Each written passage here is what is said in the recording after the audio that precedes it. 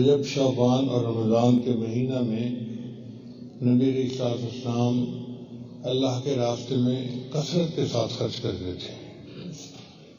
سیدہ صدیقہ فرماتی ہیں کہ نبی علیہ السلام ایسے دل کھول کے خرچ کرتے تھے جیسے تیز ہوا چلتی ہے۔ یہ برکت والے مہینے ہیں اور اس میں صدقات کا ثواب بھی بہت زیادہ ہے۔ بہرحال چونکہ آج رجب کا مہینہ ہے تو ہم نے یہی عنوان لیا۔ پہلی بات یہ ہے کہ جو بندہ اللہ کے راستے میں خرچ کرتا ہے، ایک ہوتا ہے صدقات نافلہ یعنی نفلی صدقہ، مسجد پہ خرچ کیا، مدرسے پہ خرچ کیا، طلباء پہ کیا، غریبوں پہ کیا، یہ نفلی صدقہ کہلاتا ہے۔ ایک ہوتا ہے اپنے مال کی زکوٰۃ ادا کرنا، یہ صدقات واجبہ کہلاتے ہیں۔ بہرحال صدقہ دینے سے انسان کا مال کم نہیں ہوتا، انسان کا مال بڑھتا ہے، یہ پکی بات ہے۔ ایک کو اللہ تعالیٰ 10 بنائے تو ایک عام سا درجہ یہ ہے۔ میں نے اپنی زندگی میں ہزاروں مرتبہ ایک کو 10 بنتے آنکھوں سے دیکھا ہے، ان گنہگار آنکھوں سے دیکھا ہے، گواہی دے سکتا ہوں مسجد میں بیٹھ کے۔ اور اللہ اگر زیادہ بڑھانا چاہے تو جتنا چاہے بڑھا دے۔ اس کی مثال ایسے ہے جیسے ایک گندم کا دانہ زمین میں ڈالی تو اس میں سے شاخیں نکلی اور ان پر گندم کے سٹے لگے، 7 سٹے لگے اور ہر سٹے میں 100 دانے تھے، تو ایک دانے کے کتنے دانے بن گئے؟ 700۔ اللہ فرماتے ہیں واللہ یضاعف لمن یشاء بغیر حساب، اور اللہ جس کو چاہتا ہے اس سے بھی زیادہ عطا فرما دیتا ہے۔ سبحان اللہ۔ ایک دانے کے 700 دانے تو انسان دنیا میں آنکھ سے بنتے دیکھتا ہے۔ یہی حال صدقات کا ہے کہ انسان جب اللہ تعالیٰ کو راستے میں دیتا ہے تو اللہ اس کو بڑھاتے ہیں۔ نبی علیہ الصلوۃ والسلام نے قسم کھا کر فرمایا کہ انسان کا مال وَنَفَثَتْ صَدَقَةٌ مِّن مَالٍ، کہ جو انسان اللہ کے راستے میں صدقہ کرتا ہے اس کا مال کبھی کم ہو ہی نہیں سکتا۔ وَمَا زَادَ اللَّهُ عَفْوًا عَبْدًا عَفْوًا إِلَّا عِزًّا، اور جو بندہ دوسرے کو معاف کر دیتا ہے اللہ اس کے بدلے اس بندے کی عزت بڑھا دیتا ہے، گھٹاتا نہیں بڑھاتا ہے۔ اور جو اللہ کے لیے تواضع اختیار کرتا ہے اللہ اس کو بلند فرما دیتا ہے۔ اس سے نبی اسلام فرمایا کرتے تھے انفق بلالا ولا تخش من ذی العرش اقلالا، بلال خرچ کرو اور عرش والے کی طرف سے کمی کا ڈر نہ کرو، اللہ اور دے گا۔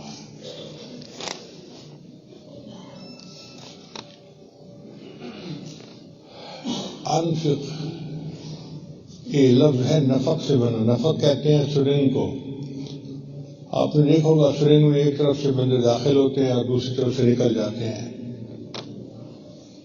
تو نفق کا لفظ اس لیے استعمال کیا کہ ایک ہاتھ سے بندہ دے گا اللہ اس کو دوسرے ہاتھ سے عطا فرما دیں گے۔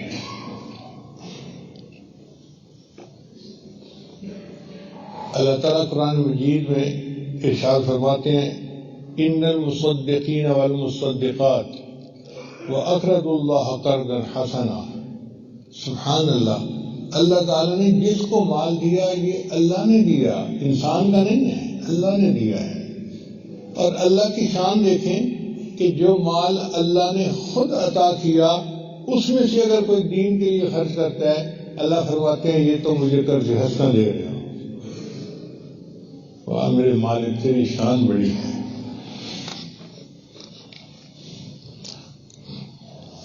دیا بھی آپ نے، اور کوئی اگر آپ کے راستے میں دیتا ہے تو آپ سے قرض حسنہ فرماتے ہیں۔ اللہ فرماتے ہیں یضاعف لہم، اللہ تعالیٰ اس کو کئی گنا زیادہ بڑھا دیتا ہے، وَلَهُمْ أَجْرٌ كَرِيمٌ، اور ان کے لیے بڑی عزت والا ثواب ہے۔ اب یہ قرآن عظیم شان کے الفاظ ہیں کہ جو اللہ کے راستے میں صدقہ کرتا ہے اللہ اس کو کئی گنا زیادہ بڑھا دیتا ہے۔ ایک جگہ اللہ تعالیٰ ارشاد فرماتے ہیں وَمَا أَنفَقْتُم مِّن شَيْءٍ فَهُوَ يُخْلِفُهُ، کہ جو چیز تم اللہ کے راستے میں خرچ کرتے ہو اس چیز کے پیچھے تمہیں ملتا ہے، یعنی تم خرچ کرتے ہو تو اللہ تمہیں ضرور دیتا ہے. یہ پکی بات ہے، اس میں کوئی شک والی بات ہے کہ یہ قرآن ہے. اور ہم دنیا میں آخر اگر مال کو جمع کریں گے تو کیا کر دیں گے؟ موت کے وقت ہر بندے کی تمنا ہوتی ہے رب لولا اخرتنی الی اجل قریب فاصدق واکن من الصالحین، اے اللہ تو مجھے تھوڑی دیر کی مہلت دے دیتا تاکہ میں تیرے راستے میں صدقہ کرتا اور نیکوں میں شامل ہو جاتا. تو موت کے وقت جو ہم یہ تمنا کریں گے کہ اے اللہ ہم اپنے سارے مال کو صدقہ کر دیتے، تو جیتے جاگتے کیوں نہیں ہم صدقہ کرتے؟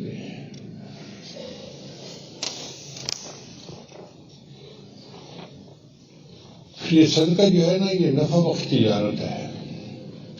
عثمان غنی جان فرمایا کرتے تھے تاجر اللہ بصدقۃ تربح، کہ تم اللہ کے ساتھ تجارت کرو نفع پاؤ. یعنی صدقہ ایسی تجارت ہے کہ تم خرچ کرو گے اللہ کے راستے میں، اللہ تمہیں نفع دے گا اس کے بدلے. پھر یہ صدقہ جو ہے یہ افضل ترین عبادت ہے. عمر بن الخطاب عنہ فرماتے ہیں ان الاعمال تباہت، کہ اعمال کا آپس میں مقابلہ ہوا. فقالت الصدقۃ، صدقہ نے کہا انا افضلکم، میں تم میں سب سے زیادہ افضل ہوں.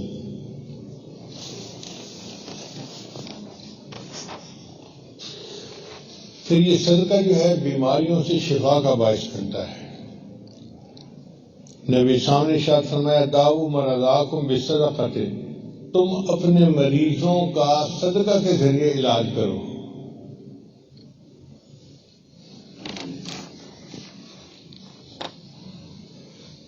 ہمارے تبلیغات کے ایک امیر تھے، ان کا نام تھا بھائی دین محمد صاحب.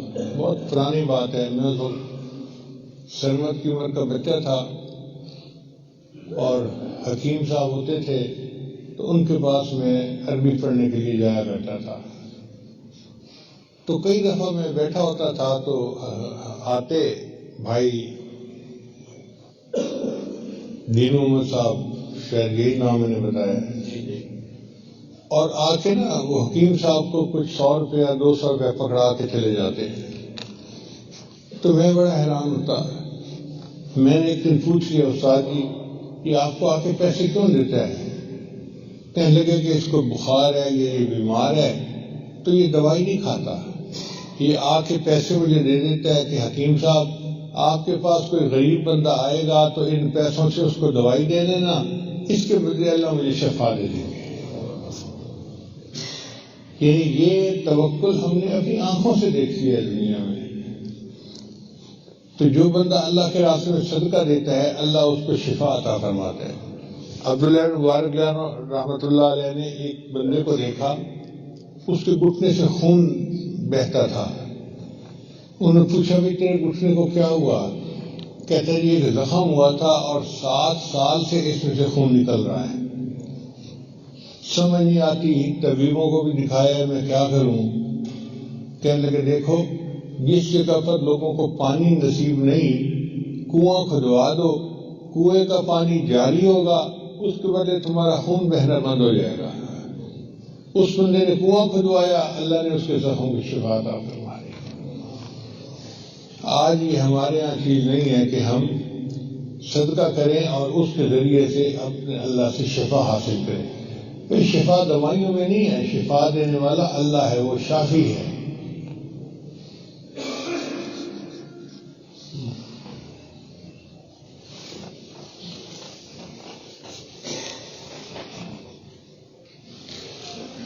پھر صدقہ انسان کے مال کو پاکیزہ کر دیتا ہے.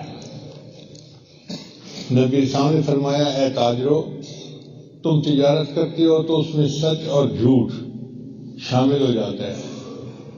یعنی کچھ ایسی بات کر دی جو ضرورت سے زیادہ تھی تو جھوٹ ہو گیا،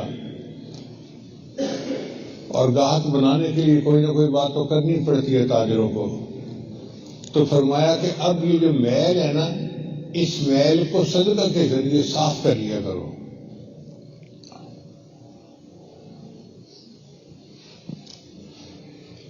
پھر دوسری بات کہ صدقہ انسان کے دل کو گناہوں سے پاک کر دیتا ہے، یعنی مال بھی پاک ہو گیا اور انسان کا دل بھی صاف ہو گیا.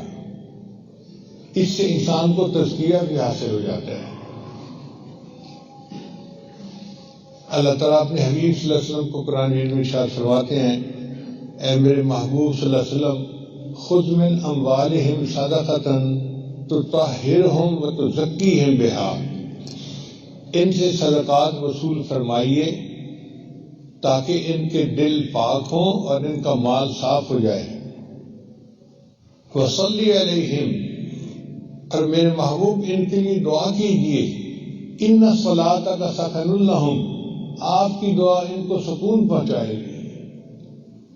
الحمدللہ میں نے اپنی زندگی میں لاکھوں دفعہ تجربہ کیا ہے.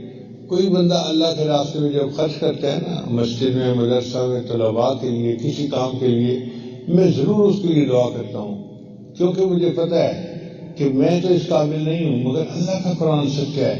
جب اللہ کہتے ہیں کہ دعا کرو ان کے دل کو سکون ملے گا، تو پھر ہم دعا میں کمی کیوں کریں؟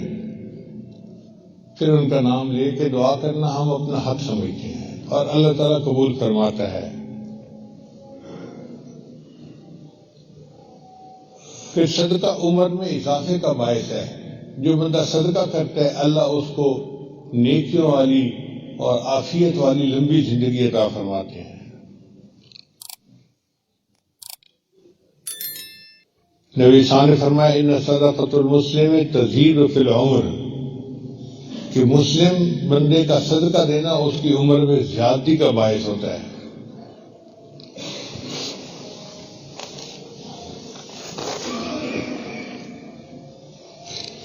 پھر صدقہ انسان کے گناہوں کو مٹا دیتا ہے. نبی صلی اللہ علیہ وسلم نے فرمایا الصوم جنہ، روزہ ڈھال ہے، والصدقۃ تطفئ الخطیئۃ کما یطفئ الماء النار، اور جس طرح پانی آگ کو بجھا دیتا ہے اس طرح صدقہ انسان کے گناہوں کو مٹا دیتا ہے. پھر صدقہ مصیبتوں کو ٹالتا ہے. حدیث مبارکہ میں نبی صلی اللہ علیہ وسلم نے فرمایا الصدقۃ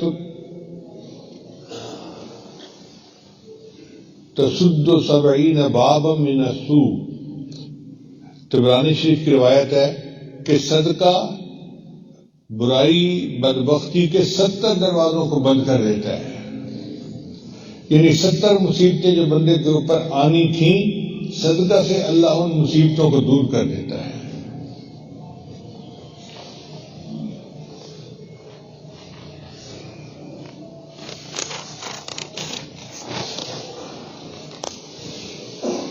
پھر ایک بہت بڑا انعام کہ صدقہ انسان کو بری موت سے بچاتا ہے.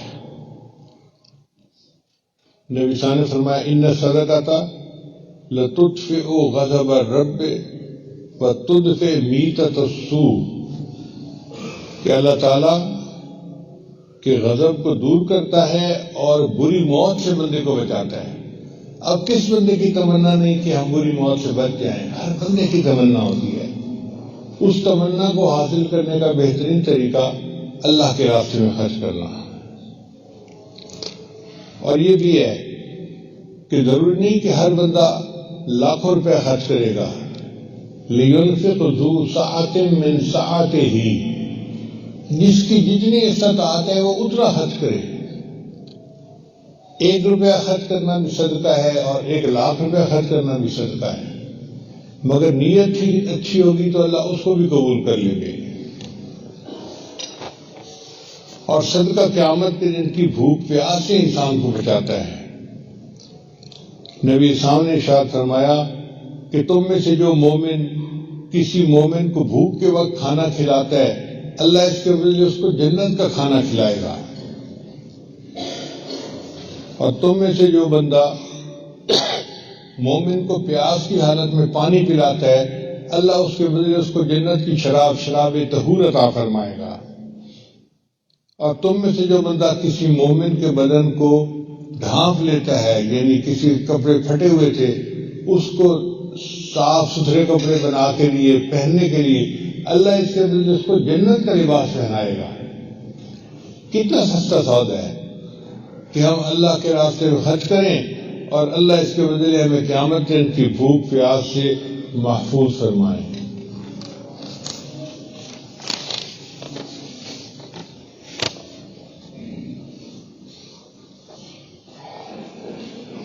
نبی صاحب نے ارشاد فرمایا قیامت کے دن 7 بندے ہوں گے جو عرش کے سائے میں ہوں گے، اس دن عرش کے سوا کوئی دوسرا سایہ نہیں ہوگا۔ اب وہ 7 بندے کون ہوں گے؟ ایک امام عادل، یعنی جو امام ہو، حاکم ہو اور عدل و انصاف کرنے والا ہو، وہ امام عادل، اللہ نے اس کو یہ رتبہ دیا، سبتاً یذلہم اللہ فی ظلہ یوم لا ظل الا ظلہ، اللہ کے سائے کے سوا کوئی سایہ نہیں ہوگا، اس دن 7 بندے اللہ کے عرش کے نیچے ہوں گے۔ الامام العادل، ایک وہ بندہ جو حاکم ہو اور عدل و انصاف کرنے والا ہو۔ دوسرا شاب نشأ فی عبادت ربہ، وہ نوجوان جو جوانی کی حالت میں اللہ کی عبادت میں سرشار ہو، محبت ہو اس کو اللہ سے، نمازیں پڑھے، تلاوت کرے، ذکر کرے اور اللہ کی عبادت میں لگا رہے، یہ بندہ بھی قیامت کے دن عرش کے سائے کے نیچے ہوگا۔ وَرَجُلٌ قَلْبُهُ مُعَلَّقٌ فِي الْمَسَاجِدِ، اور وہ نوجوان، وہ بندہ جس کا دل مسجد کے اندر اٹکا ہوا ہوگا۔ بعض لوگوں کو مسجد کے ساتھ محبت ہوتی ہے نا، مسجد میں بیٹھنا انہیں پسند ہوتا ہے، رہنا پسند ہوتا ہے، وہ وقت فارغ کو ادھر ادھر سڑکوں پہ گلیوں میں نہیں گزارتے، مسجد میں گزارتے ہیں۔ مدارس کے اکثر طلباء اس میں شامل ہیں۔ وَرَجُلَانِ تَحَابَّا فِي اللَّهِ، اور وہ 2 بندے جو اللہ کے لیے ایک دوسرے سے محبت کرتے ہوں۔ اب اس میں اور دائرہ وسیع ہو گیا کہ بہت سارے ایسے لوگ ہیں جو اللہ کے لیے ایک دوسرے سے محبت کرتے ہیں۔ اب آپ بتائیے کہ آپ کو اپنے شیخ کے ساتھ محبت کس وجہ سے ہے؟ اللہ کے لیے ہے نا۔ اپنے استاد کے ساتھ محبت کس وجہ سے ہے؟ اللہ کے لیے ہے۔ یہ محبت جو اللہ کے لیے ہے یہ بھی قیامت کے دن عرش کے سائے کا سبب بنے گی۔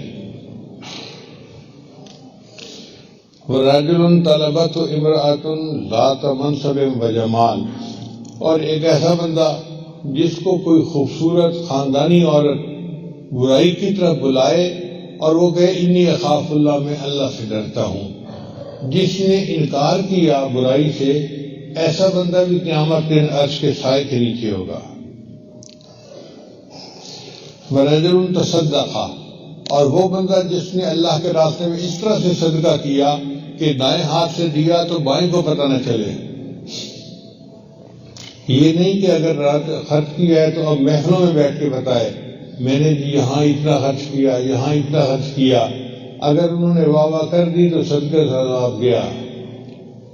لا تبطلوا صدقاتکم بالمن والأذى، تو جو اللہ کے راستے میں صدقہ کرے اس طرح کہ کسی کو پتہ ہی نہ چلنے دے۔ وَرَجُلٌ ذَكَرَ اللَّهَ خَالِيًا فَفَاضَتْ عَيْنَاهُ، اور وہ بندہ جو اللہ کا ذکر کرے تنہائی میں بیٹھ کے، اور اللہ کے ذکر کرنے سے اس کی آنکھوں میں آنسو آ جائے اللہ کی محبت میں، ایسا بندہ، یہ 7 بندے بنتے ہیں۔ اللہ فرماتے ہیں کہ یہ 7 بندے قیامت کے دن اللہ کے عرش کے سائے کے نیچے ہوں گے۔ نبی اسلام شاہ فرماتے ہیں تو ذل صاحبہ یوم القیامہ، قیامت کے دن بندہ اپنے صدقے کے برابر سائے کے نیچے ہوگا۔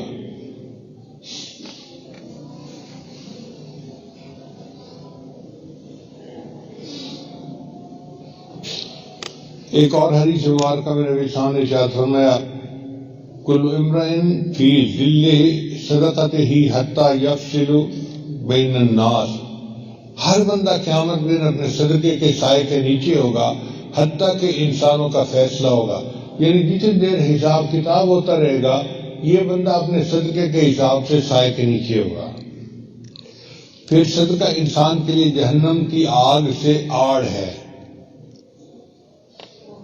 میمونہ فرماتی ہیں رضی اللہ تعالیٰ عنہ کہ نبی علیہ السلام سے پوچھا گیا افتنا عن الصدقۃ، اے اللہ کے رسول ہمیں صدقہ کے بارے میں کچھ فرمائیں.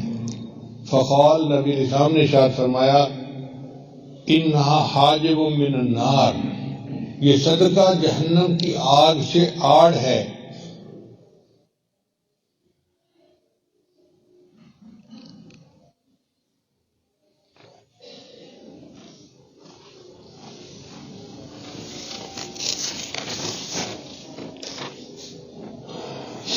پھر صدقہ 3 بندوں کے لیے اجر کا باعث ہے. مثلا ایک عورت نے اپنے گھر سے کسی سائل کو روٹی دی تو ایک تو اس عورت کو ثواب ملے گا جس نے اللہ کے راستے میں سائل کو روٹی دی، ایک اس کے خامن کو ثواب ملے گا جس نے پیسہ کمایا، اور تیسرا جس مرد نے یا جس بچے نے وہ روٹی عورت سے لے کر فقیر تک پہنچائی اللہ اس کو بھی ثواب عطا فرمائے گا. کتنی عجیب بات ہے. صدقہ کرنے پر اللہ تعالیٰ 3 بندوں کی مغفرت فرماتے ہیں.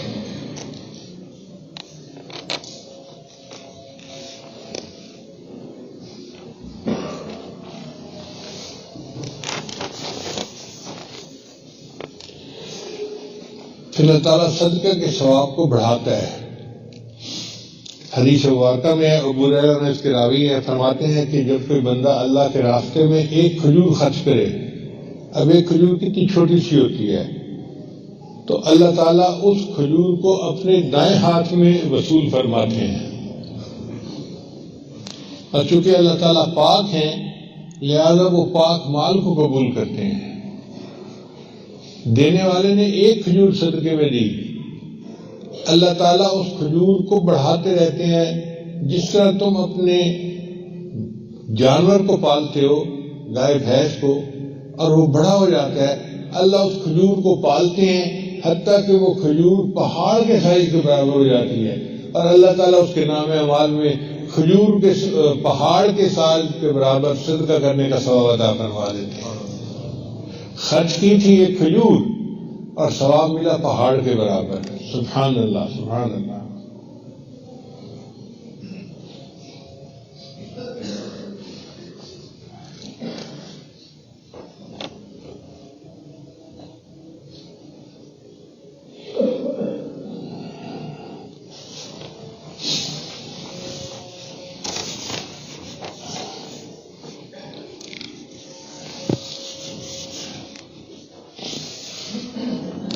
ابو ہریرہ نے روایت کرتے ہیں کہ نبی سامنے ارشاد فرمایا کہ ایک آدمی نے بادلوں میں سے آواز سنی کہ فلاں کے باغ کو جا کے پانی دے دو. میں اپنی طرف سے بات کر رہا ہوں کہ عبد الرحمان کے باغ کو پانی دے دو. وہ بڑا حیران ہوا، کون عبد الرحمان، اور بادل سے آواز آ رہی ہے. تو بادل ایک طرف چلا تو وہ اس بادل کے پیچھے چل پڑا. کیا دیکھتا ہے کہ ایک جگہ پر بادل برسا اور پانی جو تھا وہ پہاڑوں کے اندر سے جیسے نالیوں میں بہتا ہوا جلتا ہے، تو وہ پانی کے پیچھے چلا کہ یہ پانی جا کہاں رہا ہے. جب آگے گیا تو اس نے دیکھا ایک بندے کا باغ تھا یا کھیتی تھی اور اس میں وہ پانی لگا رہا تھا. اس سے پوچھا تیرا کیا نام ہے؟ اس نے وہی نام بتایا جو بادل سے اس نے سنا تھا. اس نے پوچھا کہ یہ بتاؤ تمہارا کون سا عمل ایسا ہے کہ اللہ کے یہاں تمہاری اتنی قبولیت ہے؟ اس نے کہا کہ میں اس کھیتی سے جو مال حاصل کرتا ہوں اس کے 3 حصے بناتا ہوں. ایک حصہ اپنے گھر والوں پہ خرچ کرتا ہوں، دوسرا حصہ اللہ کے راستے میں خرچ کر دیتا ہوں، اور تیسرا حصہ اس کھیتی کو بڑھانے کے لیے کھیتی پہ خرچ کر دیتا ہوں. تو نبی صلی اللہ علیہ وسلم نے فرمایا کہ اس کا یہ عمل ایسا تھا کہ اللہ نے بادلوں کو حکم دیا کہ جاؤ اور اس کی کھیتی کو پانی دے کے آؤ۔ جو برانی زمین ہوتی ہے ان کا تو انحصار ہی بادل بارش کے اوپر ہوتا ہے، تو اللہ ان کے رزق میں اس طرح برکت عطا فرما دیتا ہے۔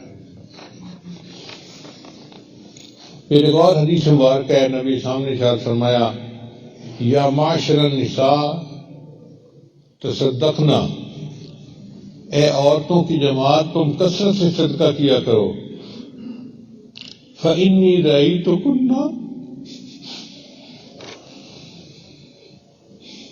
اکثر اہل النار، میں نے تم میں سے اکثر عورتوں کو جہنم میں جاتے دیکھا ہے۔ قلنا، انہوں نے آگے سے پوچھا وَبِمَ یا رسول اللہ، اے اللہ کے رسول ایسا کیوں ہے؟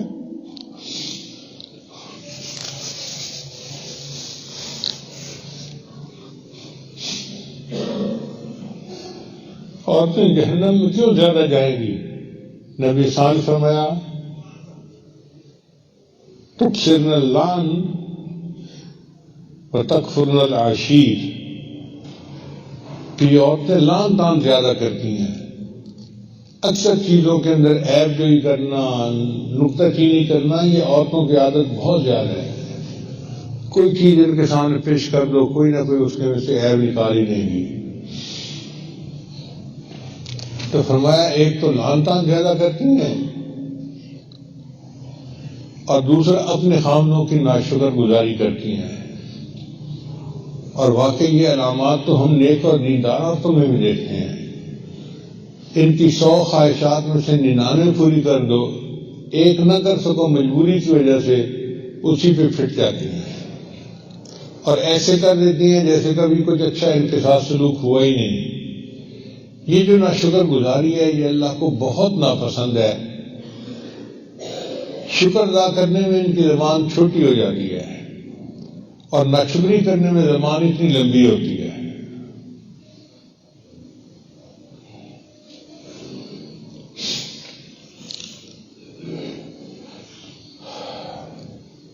اب ایک بندہ اپنے گناہوں کی وجہ سے، اپنی نالائکیوں کی وجہ سے اللہ کو ناراض کر بیٹھا ہے، اور اب اس کو احساس ہوتا ہے کہ میں اپنے اللہ کو راضی کروں، تو راضی کرنے کا کیا طریقہ ہے؟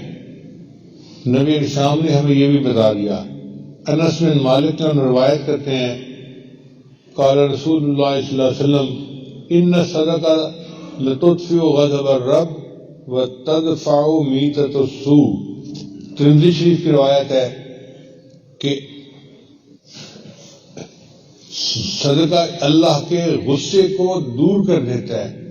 جو محسوس کرتا ہے کہ میں اللہ کو ناراض کر بیٹھا، اب اس کو راضی کرنے کا آسان طریقہ یہ ہے کہ اللہ کے راستے میں خرچ کرو، اللہ خوش ہو جائیں گے۔ اور دوسری یہ کہ اللہ تعالیٰ بری موت سے بندے کو بچا لیں گے۔ ہماری دعا ہے اللہ تعالیٰ ہمیں بری موت سے بھی محفوظ فرمائے، اور اللہ تعالیٰ اپنی رضا ہمیں حاصل فرمائے، اللہ ہم سے راضی ہو جائے، اور جو صدقات جس نے بھی دیے ہیں یا جو دیتا ہے اللہ اس کے مال میں اور برکت عطا فرمائے، اور اس کو اپنی بارگاہ میں شرف قبولیت عطا فرمائے۔ وآخر دعوانا ان الحمد للہ رب العالمین۔ بہت سارے احباب بیعت کی نیت سے آتے ہیں اور کہتے ہیں جی کہ آپ کلمات پڑھا دیا کریں۔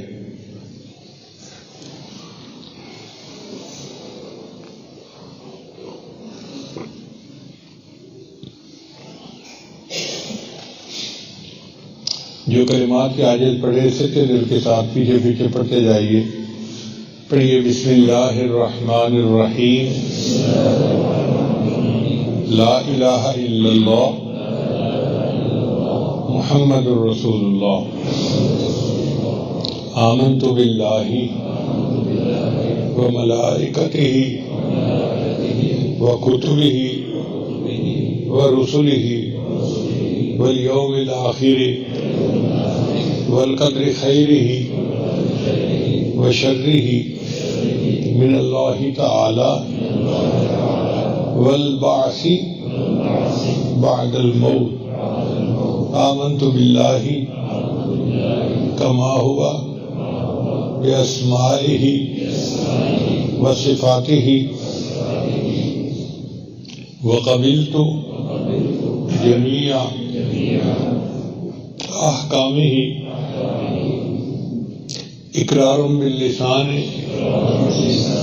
وتصدیق بالقلب اشهد ان لا الہ الا اللہ واشهد ان محمدا عبده ورسوله استغفر اللہ ربی من كل ذنب واتوب الیہ برحمتک یا ارحم الراحمین۔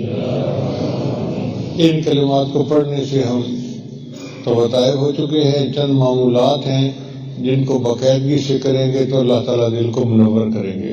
ان میں پہلا عمل ہے 100 مرتبہ استغفار صبح شام پڑھنا، دوسرا عمل ہے 100 مرتبہ درود شریف صبح شام پڑھنا، تیسرا ہے قرآن مجید کی تلاوت روزانہ کرنا، ایک پارہ پڑھے، آدھا پارہ پڑھے، ایک پاؤ پڑھیں ضرور، اور چوتھا ہے چلتے پھرتے ہر وقت دل میں اللہ کو یاد کرنا، ہاتھ دست بکار دل بیار، ہاتھ کام کاج میں مشغول، دل اللہ تعالیٰ کی یاد میں مشغول۔